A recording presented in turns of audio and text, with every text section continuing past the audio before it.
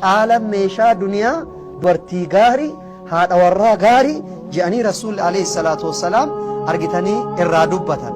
sanuun mootu allatii idhaa nazarta ilayhaa tasurruka jedhan kawayta atii isii ilaaltu si gammachiistu wa idhaa amartahaa tutii'uka kawayta isii ajajju si ajajamtu jedhanii rasuulli alayhi salaatu wassalaam irraa dubbatan jechuudha. kanaaf gammachuun duraa milkiin duraa kana je'aniitiin dubbatan rasuulli alayhi salaatu wassalaam. kanaaf obboleeyyan keenya warra haadha warraa gaarii jalaa qabdan rabbi isinii haa bubbulchu isinii jedhe.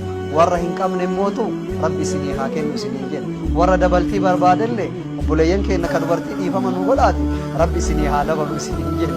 maaliif jennaan haa ta'u garuu dabaltii kana himan feene isin wallaahi himan feene haga feetan qurraa ussaqallee ta'aati argitanii bukaarii muslimillee fixa himan feene qalbii keessatti hima isinii hin taane